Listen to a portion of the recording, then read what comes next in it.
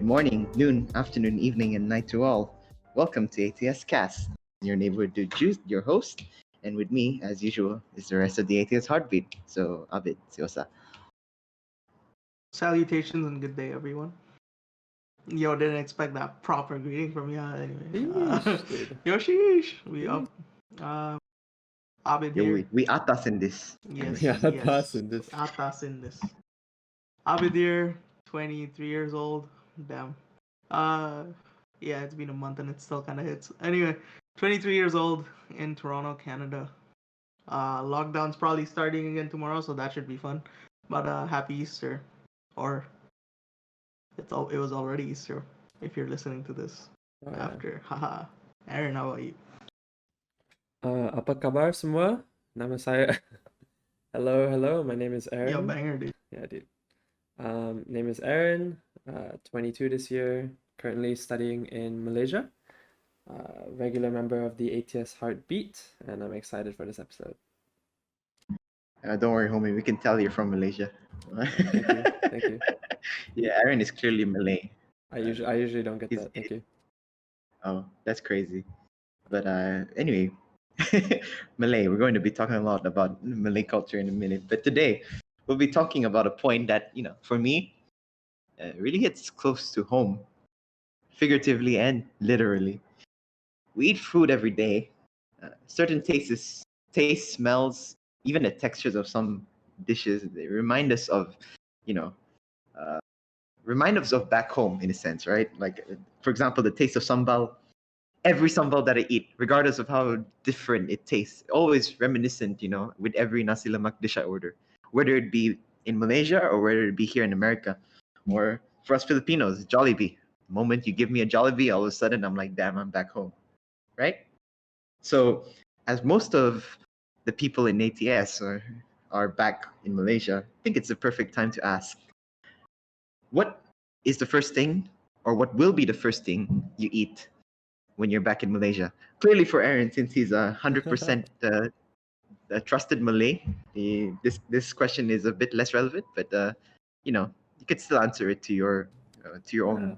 I'm sure it understanding. could still apply in the sense that like if I were to go overseas and come back, what's the first thing? True. Like go and eat, right? Yeah, bro. McDonald's. Dude, not gonna lie. It's a very tempting answer. Yeah. McDonald's will be in the first week because like I've had like fast food overseas and stuff, but McD, like Malaysian McD with that spicy chicken, just hits different. Okay, so when I went to like the US for a couple months, a couple years ago, when I came back, the first thing that I was craving, interestingly enough, was mamak food. So I don't really know how to explain mamak food to someone that lives outside of Malaysia, but basically they serve really cheap is it Southern Indian food? I'm not too sure. But it's like roti canais, Maggi goreng. It's all these like very traditional dishes, or very very generic dishes. And when I came back after a couple months of being overseas, the first thing I was craving was roti telur and Maggi mee goreng, and that was like the first thing that was on my mind.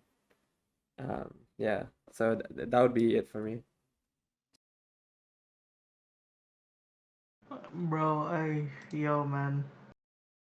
I miss Malaysian food so much. I Same, was bro. dude, yeah, facts. I was actually discussing that with my mom the other day, and the the sheer amount of street food that was around in Malaysia, I think it's uncomparable. I mean, you can only compare it to other Southeast Asian countries. I think street food is very, what's the word I'm looking for? In tune with the culture there. I particularly miss this Malaysian dish, dude. Nasi kukus is what it's called, dude. Oh yeah, dude. Bro, That's a Oh good call. shit, that's there was so a good. dude. There's this uh food truck that would always come near my old place in Malaysia. Um, every lunchtime, and I'd always go and buy it for 5 ringgit, dude, and it would be like the best, like the most banger meal. I'd be so happy after. It's like so much food too. I think That's what I genuinely miss about Malaysian food, dude. And it's kind of wild.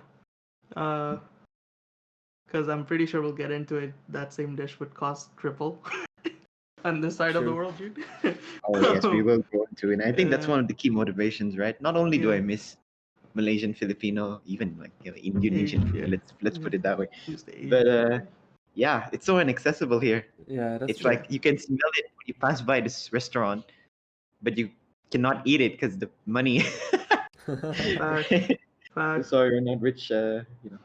But it really Indeed. be like that. But True. this question for me, easy to answer because I've already done it. The moment I went back to Malaysia in 2019 summer, I went straight to Fofo. No cap. I went straight to Uncle Soon's fried rice, got the fried rice. Oh, my cravings were like satisfied until Bro, the next next day. level. It Truly. was not only because of the taste, which I can describe as, it's very fragrant.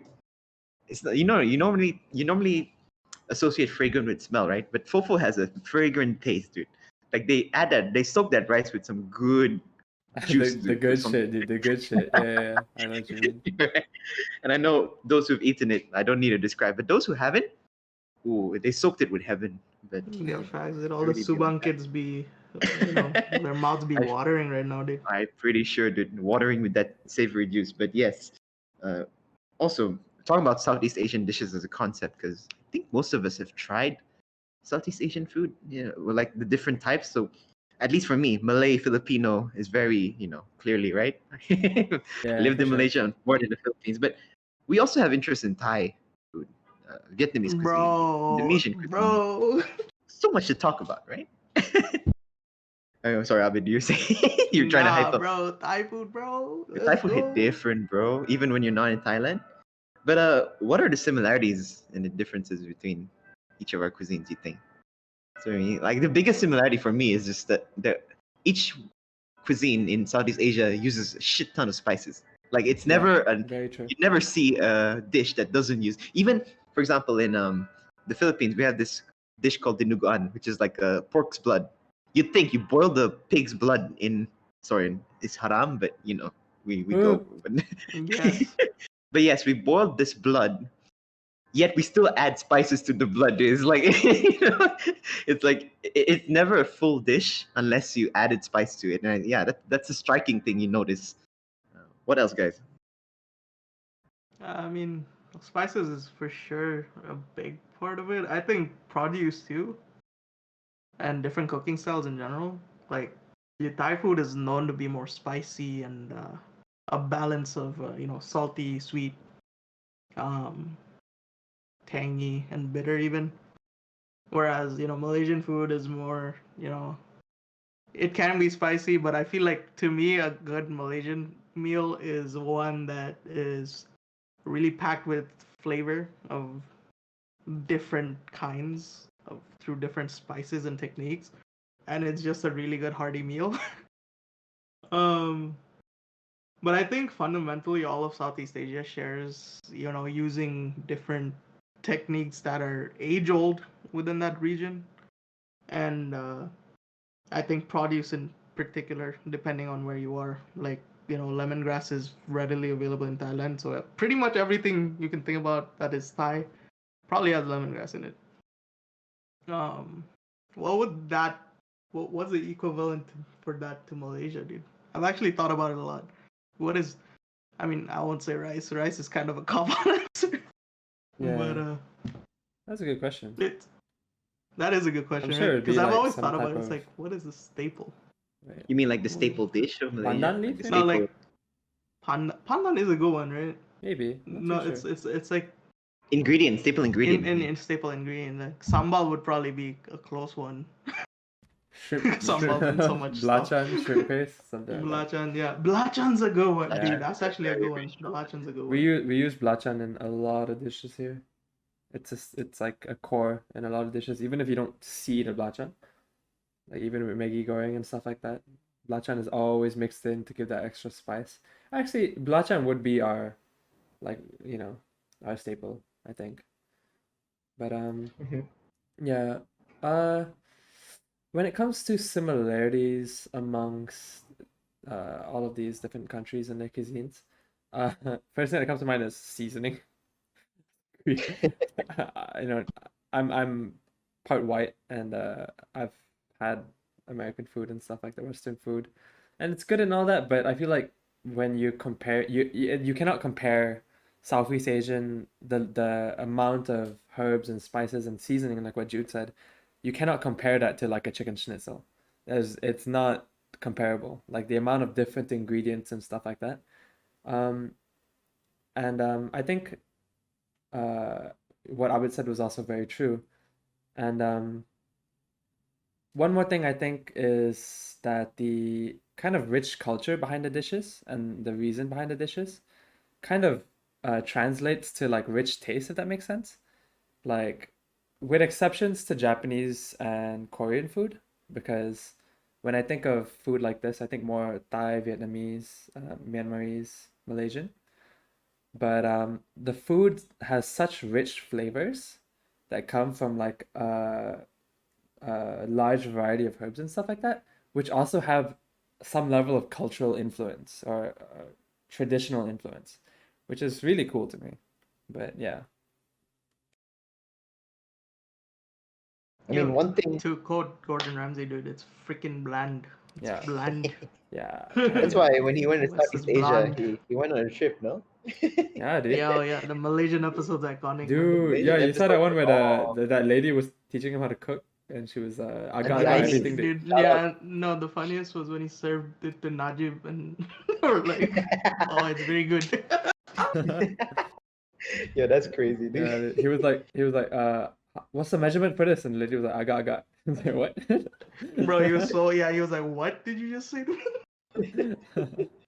I That's think that's a true. key difference, isn't it? Whereas a lot of cuisines are very methodical and very structured in the way they're cooked. The concept of agar-agar is shared in every Yeah, Southeast Asian cuisine, right? And it works. It works for some really good reason, but it works, dude.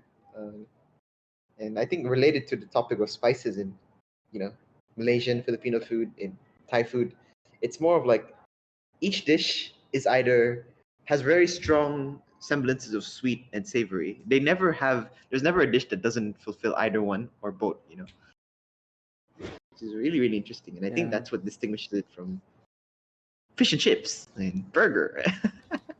Yeah, And it's, yeah, It's true. even sushi. I mean, let's go back to Asian cuisine in general. Right? Even sushi, you can have bland sushi. Not, I mean, then again, the sushi I eat is American Japanese, so let's not talk about it. But Yeah, it's a possible concept. that's partially why like when I address the rich flavors in Southeast Asian food, I'm referring more to like um Thailand, Indonesia, like lower, because I feel like Japanese food is very unique.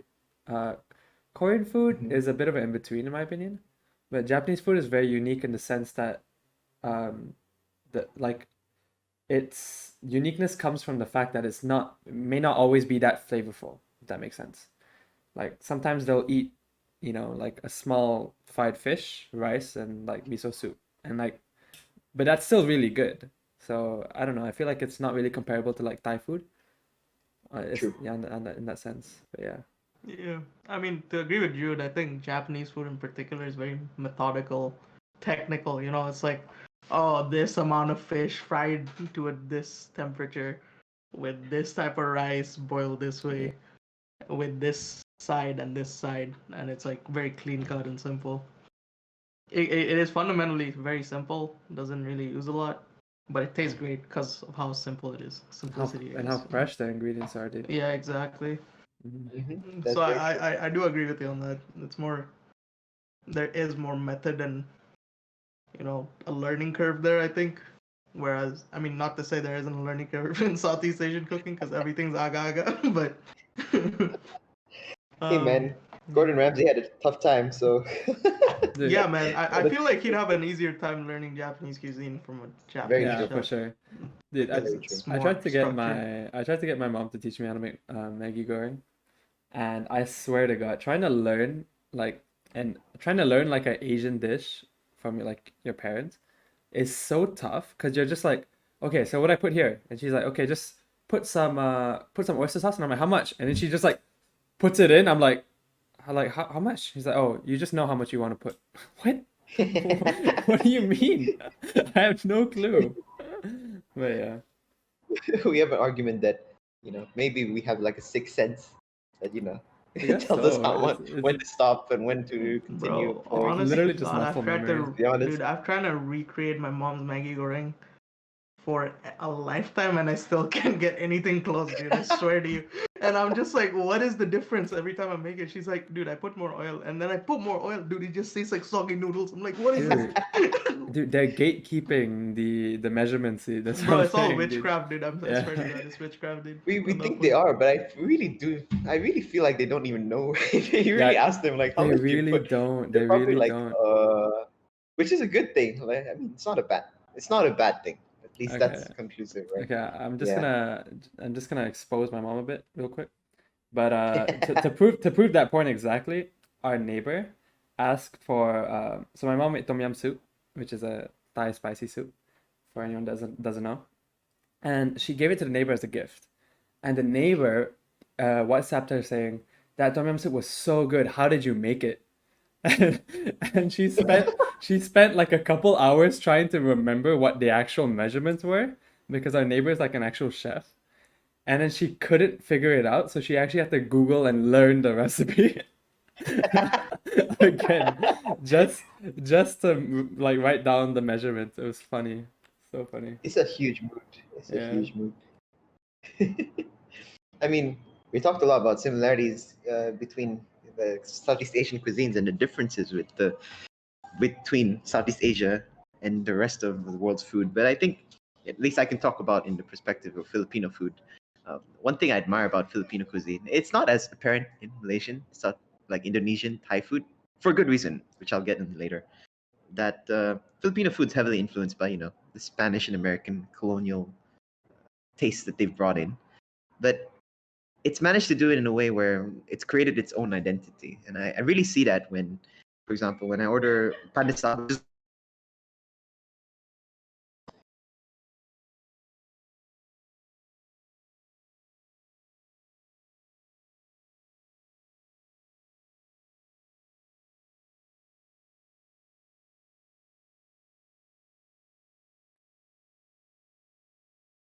and yeah, very very unique to Filipino cuisine in general. Wait, Um, sorry, I think it's my Discord cut off for mhm. a bit. Oh no, Yeah. cut 1722. When was the cut? Cut was When was like probably 10 seconds before ago. I start? Okay, So nice. so I you can said you said redo. you said so you said Filipino food has developed I its own can identity. yeah. So yeah, if you can just Oh, okay, continue. so we can start from own Yeah, identity. yeah, yeah, start from around there. Do you know exactly what I said? Is that exactly what I said, or is that the gist of what I said? That's around the gist of what you said. I remember you finishing saying that it's developed its sort of own identity. We can just Uh-huh. cut from there, and then you Did can we? Did continue I from talk there. about the Mexican? No, Uh, no, I cut off yeah. there. I cut off there. Okay. Yeah, yeah. Nice, nice, nice. Very nice. Yo, Discord also sent me a Spotify playback pause while transmitting audio. I'm like, bro, my Spotify ain't working though. Yeah, Creepy. I think Discord like stuttered, and then my Wi-Fi stuttered as well because it just glitched No. out. Anyway, yeah, Is continue. Abid still here? Yeah, probably. Yeah, I'm chilling. Alright, nice, nice, nice. Okay. Okay, we are at 17 minutes, right? Yeah, we at 17:22. Okay, so 8:30. I'll deal with it later. Let's see, 17:38. Okay, 38. All right, I'll start in 5 seconds. So give you silence Go for it, in go for order it. for you to edit. Jason, edit this out. Thank you. Thanks, Jason.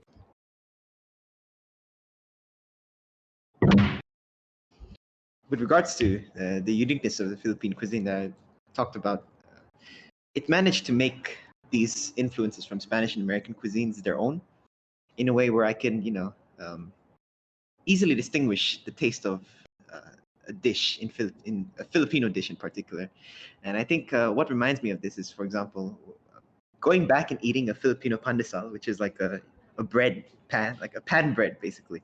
Um, the brown baked buttery good bun. I don't know how else to describe it, but I'm pretty sure Buttery each cuisine goodness. has their own variation, but it tastes and hits different compared to when I try one in Mexico, like the Mexican pan, for example, right?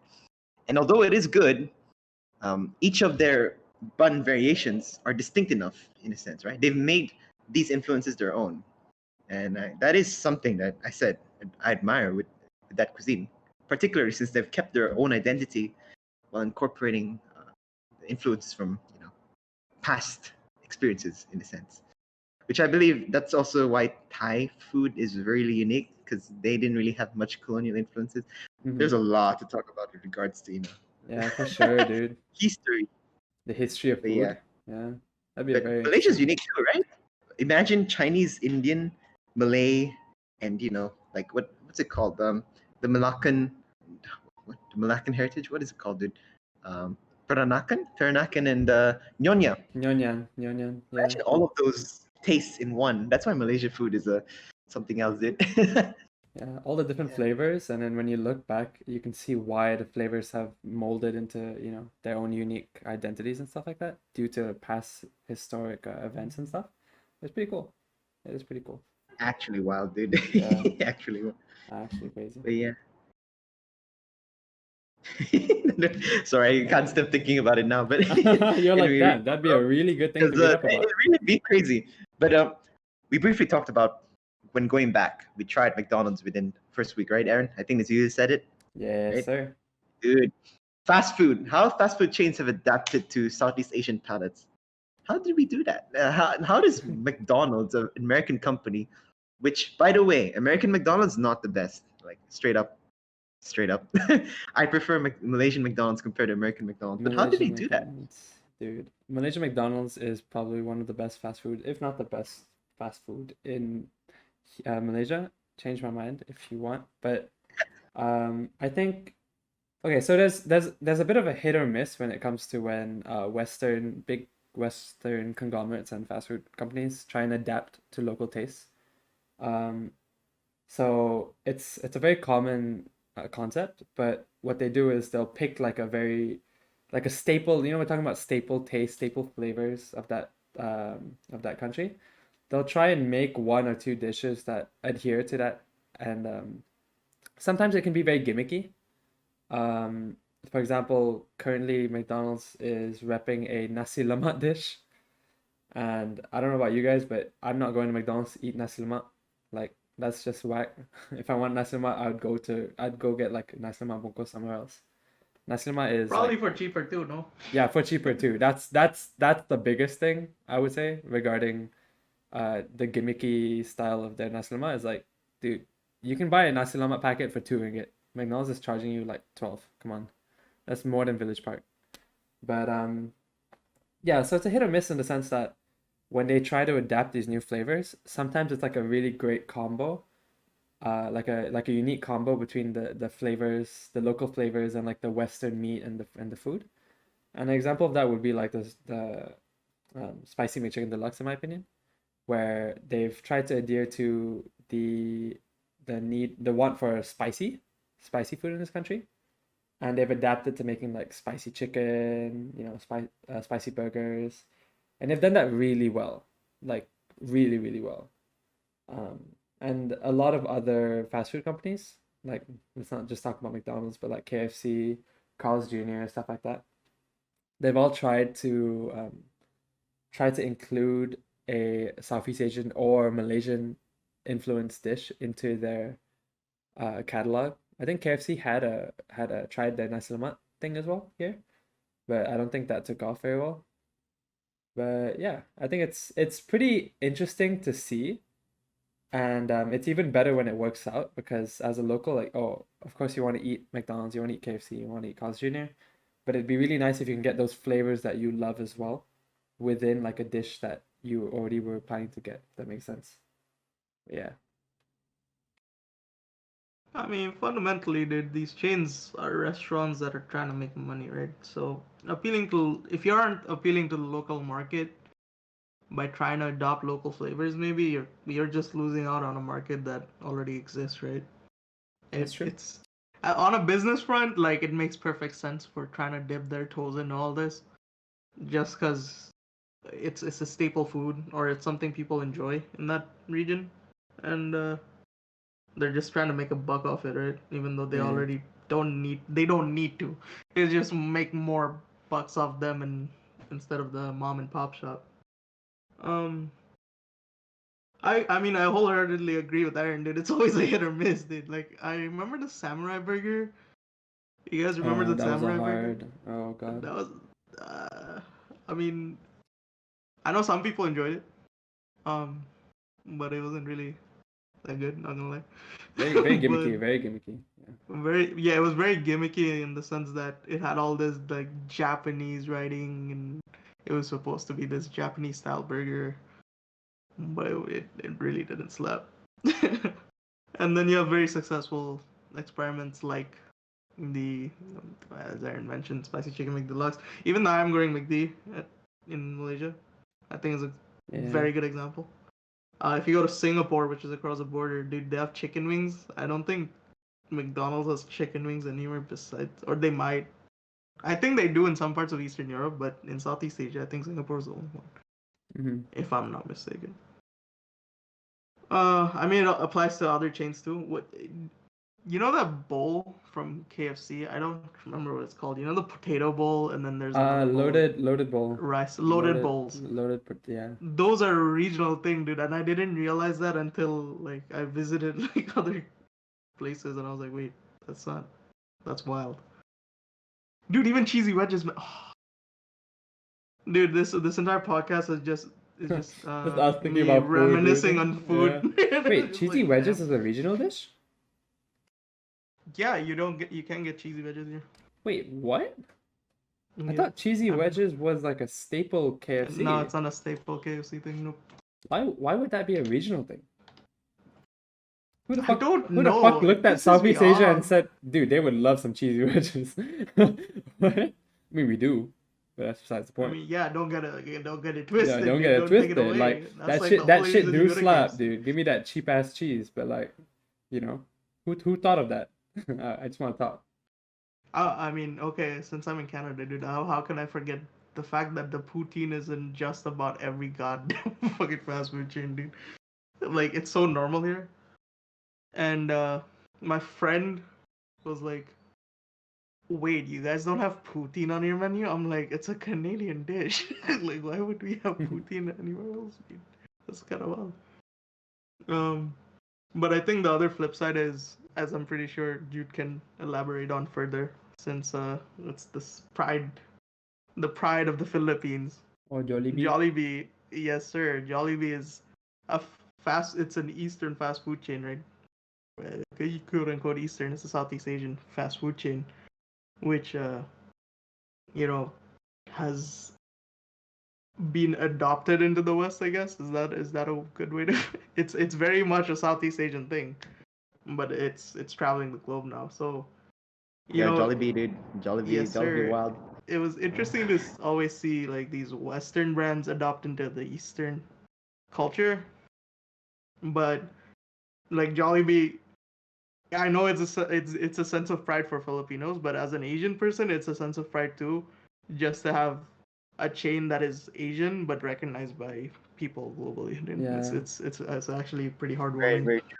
I like that this is the reverse of what we're talking about, right? Instead of fast foods coming in and incorporating our culture, it's our fast foods going there and incorporating Yeah, their culture exactly. and beating it into.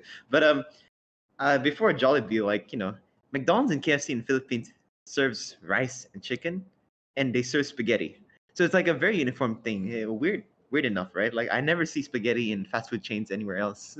It's really odd to me, but Philippines does it because Filipino tastes. Like That's Filipino spaghetti is a thing. Like there is a special way to cook spaghetti back home.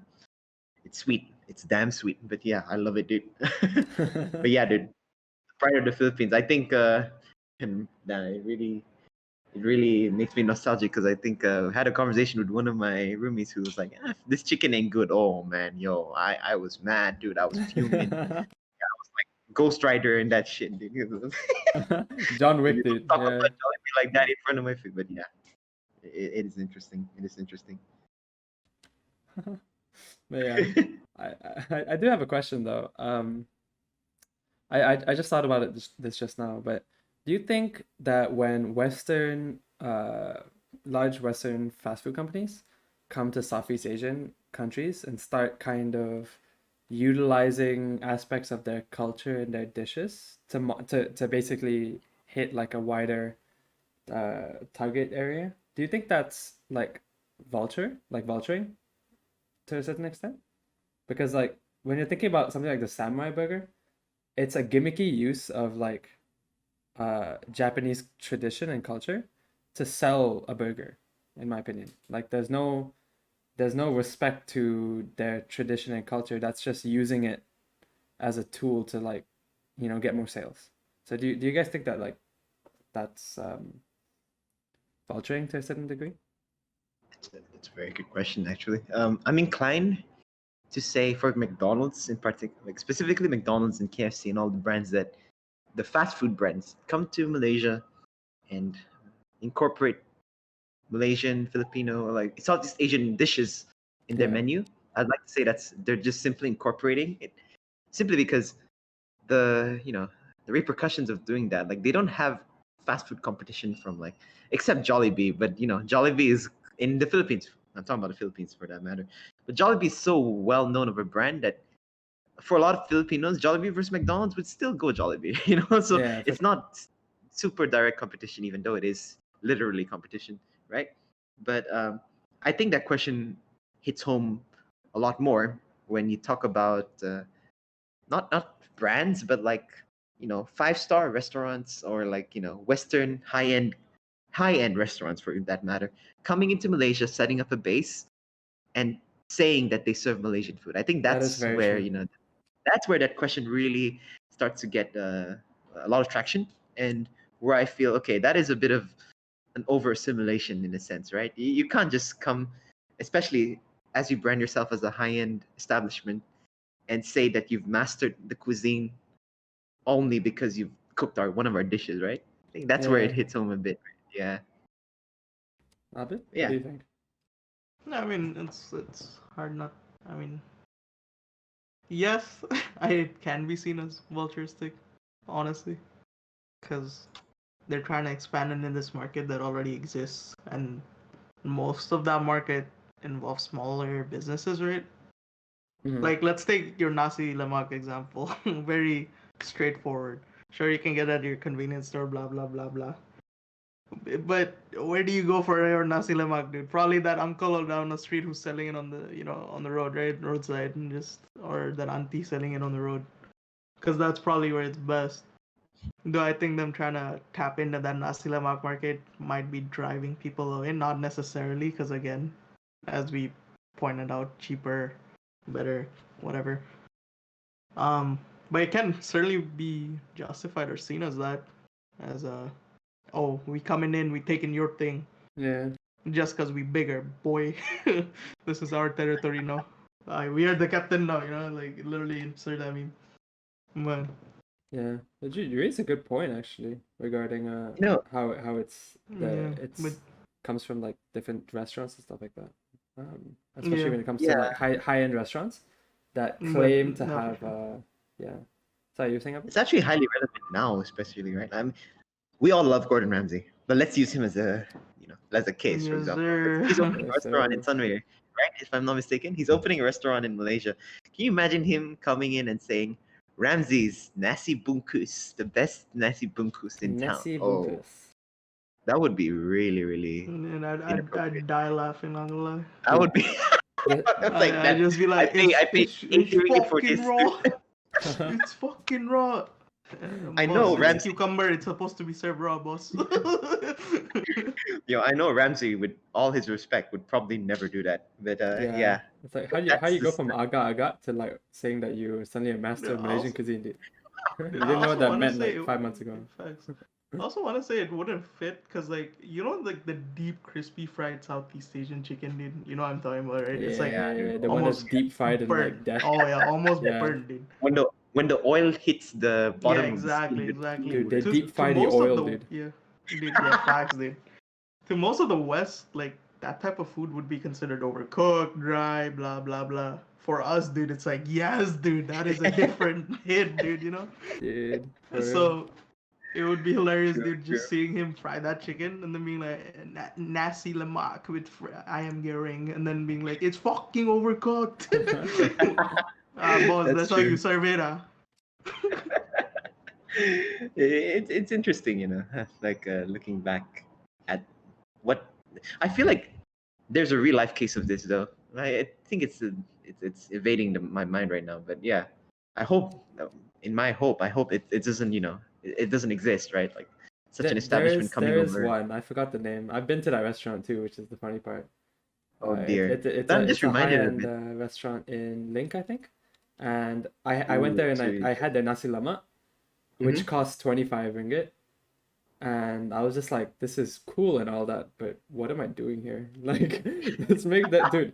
They serve keropok as a side. It's like that's nice and all Huh? that, but like, dude, I leave after paying like 100 ringgit for Malaysian food that would be nicer if I would have just got it at the uncle that, has been doing it since he was young. Like, there's no Right, reason right. for me to go to a high-end restaurant to get you know, traditionally infused food, if that makes sense. But, to each their Traditionally own. infused food that's overpriced, and I Yes. think that's a perfect transition to what um, you know. A lot of my reservations here, as a person living in Los Angeles, but one who comes from Southeast Asia, is that exact phrase. Like traditionally infused food that's supposed to be good, but it's not as good as the one back home, and yet it's 5 times more expensive, right? Because here in LA, oh my god, like the cheapest Asian food I can get is like, okay, discount sushi, which is Americanized, like like the 7-Eleven sushi. Let's discount all that, but like authentic food, and I wouldn't even call it authentic, but authentic Southeast Asian food would at least get you $15 in my neighborhood. It's just wild to me, bro. it's wild. That's like starting And price with most of that's these starting restaurants. price. And when I ordered my nasi bungkus and no, nasi bungkus and roti telur, that cost me $28, dude. Then that's minus tax. And I'm like, yeah, That's a I'm eating this robbery. because I want to eat it. That craving is there, but it's sad. I can only eat it once a month because I'm actually lucky to eat it once a month, to be honest, because that's overkill, right? I feel like it's the same Way with too Abid. much. Yeah, And that's a Aaron flex, also has the bro. same experience. Sorry. Yeah. Nah, I mean, I agree with you wholeheartedly. Like, I remember my friends here. When I first got here, I met up with a bunch of Malaysian and Singaporean people, and they were like, "Oh, we found this Malaysian restaurant not too far from campus." And I was like, "Oh, sure. Have you guys seen what the price is like, though? What are the prices like? Is it cheap?" And they're like, "Oh, it says here, one roti canai is $10." I'm like, "What the fuck are you? What did you just say to me? One?" And it's literally one roti, man. It is one piece of bread with the sides of like sambar and shit. And it's That shit's ten whack, dollars. man. Did and they went and I didn't even follow them and they were like, "Oh, it was mediocre." It was like an okay mama quality. I'm like, and you guys still paid 40 dollars for it. It's like, yeah. I'm like, holy crap, can't be me, dude. I miss it a lot, and I would love to get it more, but the price really drives me away. And I think, in particular, the price is that high because Southeast Asian food is seen as such an exotic thing, I guess, or something that can be like even if you charge more, people will still buy it. Like, I mean, I guess Jude is one of them. Jude fits that demographic too. It's But like bro, you love the food stomach so want much. Malay food, bro. Yeah, you love the food and you miss it. That, hey man, if you have no other option, like whatever, dude, I'll pay the $30 since I miss it, right? Like, it's kind of tough. I also think it's also tough because again the ingredients are also very regional. So I think getting a lot of the ingredients imported and stuff probably also costs. So you know, I want to Yeah. justify it for the restaurants and give them a break, but at the same time, it's like, you're committing a crime. Like at the same time Yeah, as Aaron has pointed out, like, honestly, dude, that's a robbery and a half. Yeah, I think you both will have definitely more personal experiences to share with this. Um, because I still live in Malaysia, of course. But even when I've gone overseas, like I've experienced that shock when you just look at the price of something that's like dirt cheap where you live. Like when I went to Australia, to visit family and stuff, So to give you guys context for anyone that doesn't know how cheap Malaysian food can be, um, back in the day, I think they raised the prices slightly, but it's still around the same. You can get a roti canai for 70 cents, and a roti telur would be 1 ringgit and 80 cents. And in comparison, how much would that be in Canadian, Abid, or USD? Roti canai was. Oh, you mean converting that? What, like 170, yeah.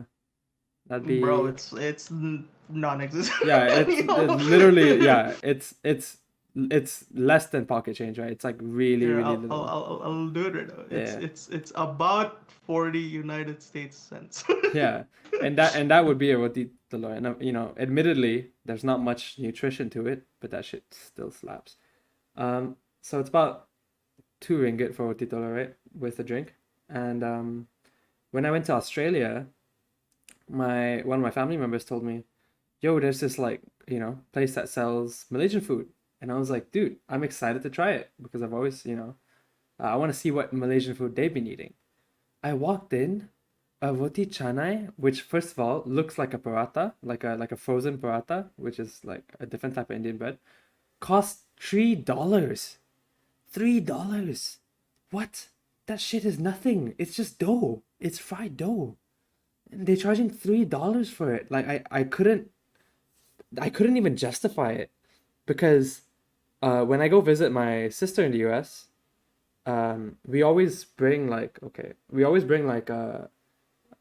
frozen food, and we always bring like Malaysian snacks, belacan and stuff like that. We bring it to the US. And You totally do not bring frozen food I totally don't, but I wish I and did, right? ingredients. Yeah, But yeah. in the event that I did, by any chance, there's this frozen roti canai packet that is like 20 pieces and it costs like 10 ringgit. So I cannot even understand how they would be able to charge so much. And even if you could justify it to me, like it just sounds like a robbery to me. Like it's like they know that people are craving this food and it's good food, so they know people would pay for it. But yeah, I just can't. It's way too pricey. The only way to justify it in my head is like, okay, labor costs are higher for sure. Yeah, for sure. I understand that, and then where you're living, it also factors in. Costs are higher here, blah blah blah. But even then, dude, how is it more expensive than a regular meal you can Yeah, get I somewhere else? can't. Dude, that's where it gets like what?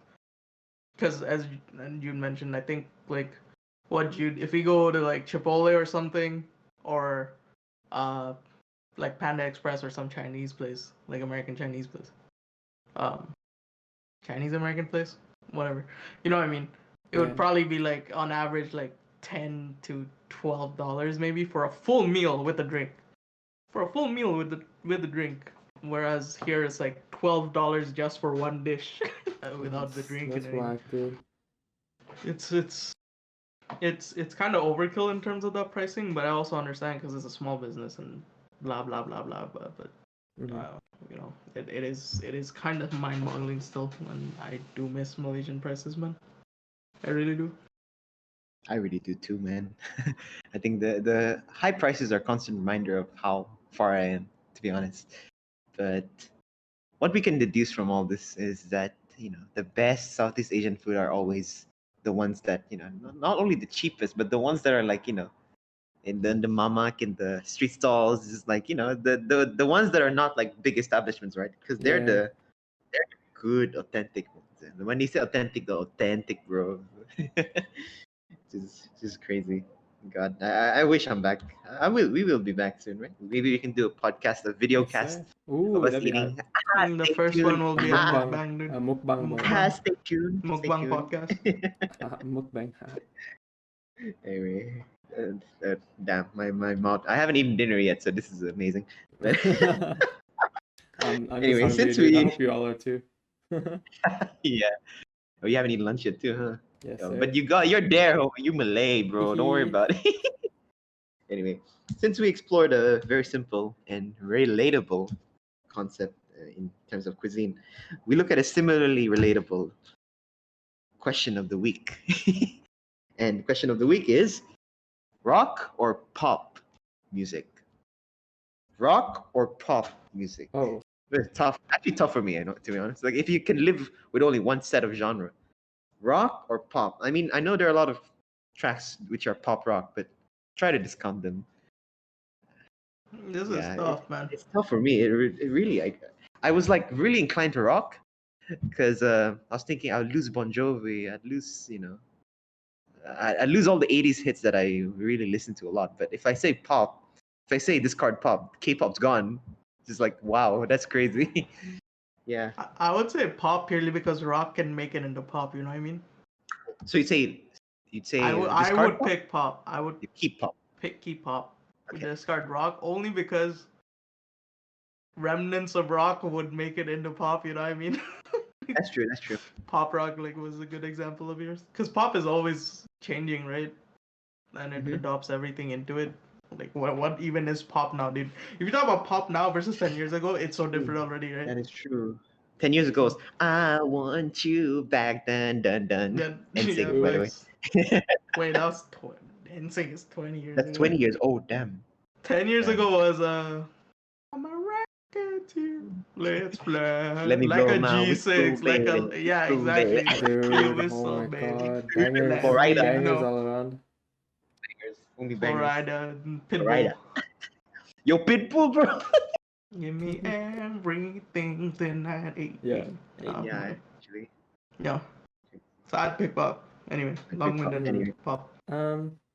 Yeah, I pick pop too. Like pop has way too many bangers for me not to pick pop. I'm gonna just be honest, dude. Like, Ooh. that's just facts for me. So That's actually, you know what? Yeah, I really can't say. My heart wants to say rock, but my brain is saying pop. So I'm like, I can't lose K-pop. Can't lose my A-Pink. I mean, my K-pop. You know what I'm saying? your kick, your dude.